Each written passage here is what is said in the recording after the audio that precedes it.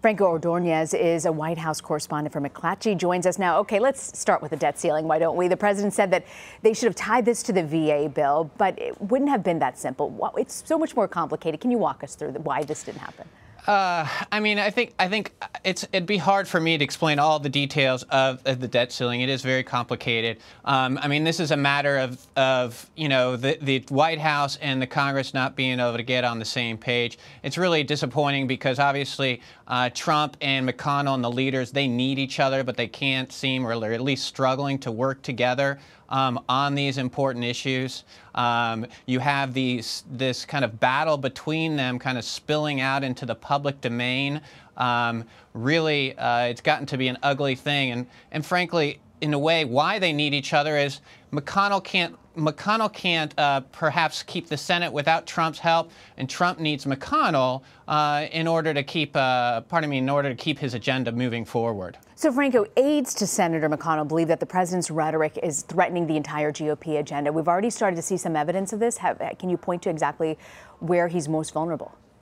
Well, in McConnell's sense, he's most vulnerable, and he needs Trump's support to keep the Senate.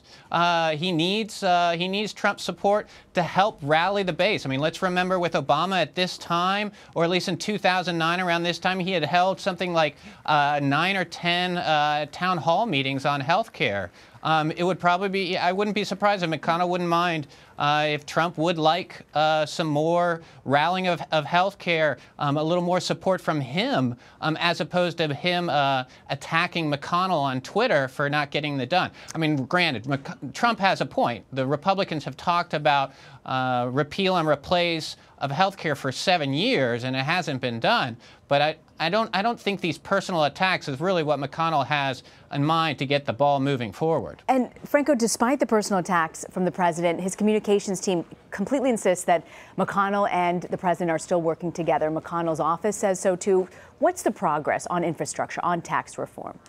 There's not much progress. The two sides cannot agree on these issues. The hope was that health care would get the ball rolling. OMB Director Mick Mulvaney had said, several weeks ago that he didn't want anything moving forward until health care.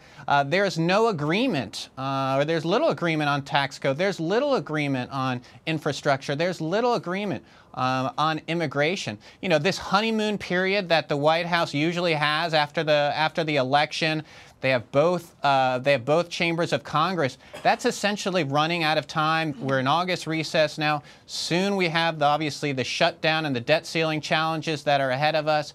Next year, we're going to be facing 2018 midterm elections. It's really going to be tougher and tougher to get any type of huge accomplishment forward, and it's looking more difficult for them to do that.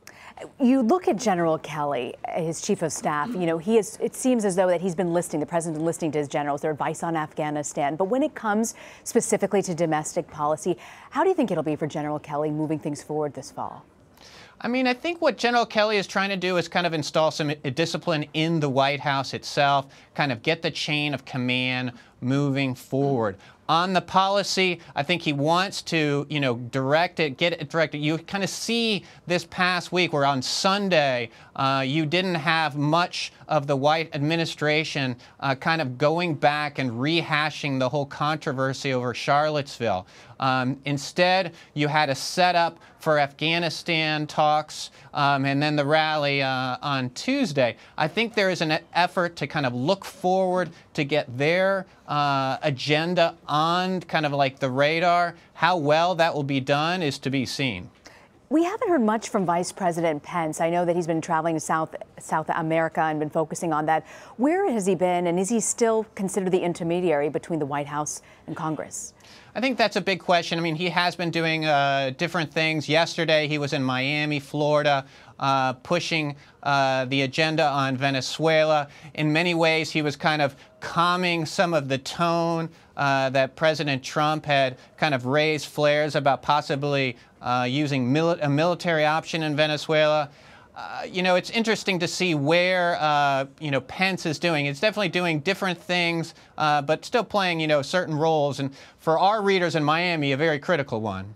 So if you were a gambling man, Franco, if you're looking at tax reform, debt ceiling, infrastructure, where do you think that the Republicans have the most chance of pushing something forward?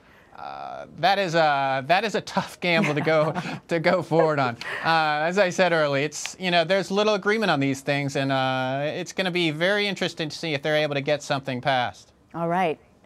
Franco Ordonez, thank you so much for joining us. I really appreciate your time. Thanks for having me.